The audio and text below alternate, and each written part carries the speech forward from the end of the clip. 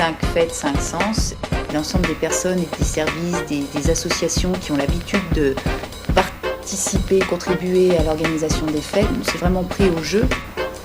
Donc le premier atelier, celui de la cuisine, animé par notre grand chef Jean-Pierre Biffy, qui travaille pour la maison Potel et Chabot, la maison parisienne, a proposé aux habitants de nouvelles idées de recettes qu'on pourrait déguster le jour des fêtes.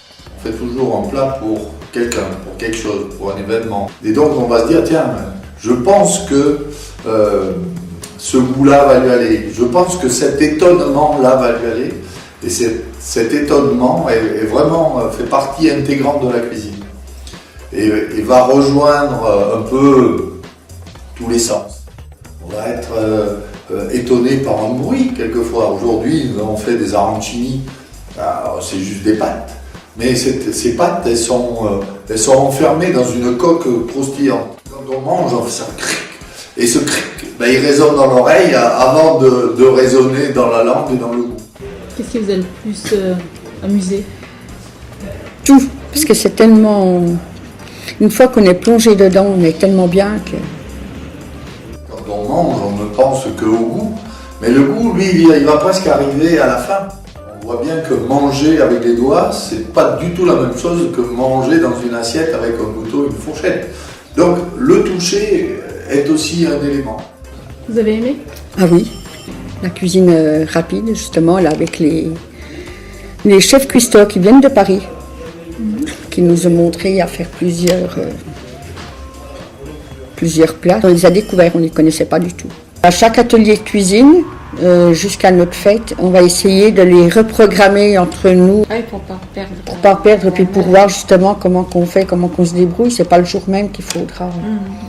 D'ailleurs, j'en ai déjà fait 2 à la maison.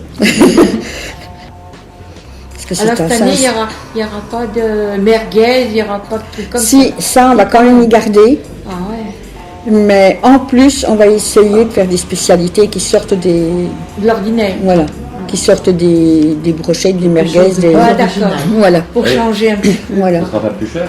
Non, ce sera le même prix. En sachant que nous, derrière, on aura du boulot.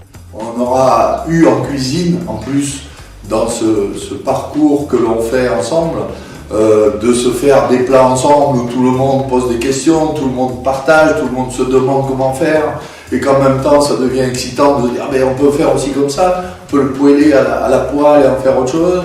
Il nous reste des jaunes d'œufs, j'en fais un sabayon salé, un sabayon sucré, regardez comment c'est une hollandaise, regardez comment on fait les fruits rôtis.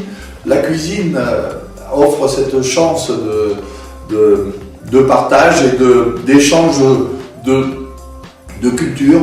Tous ces éléments-là participent à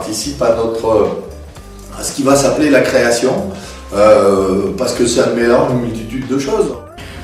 C'était très intéressant que les maisons de quartier se réunissent comme ça pour faire la fête. Parce qu'avant c'était individuel, tandis que maintenant on partage à plusieurs ateliers et on est mélangé. Ça fait qu'on peut travailler ensemble, quoi.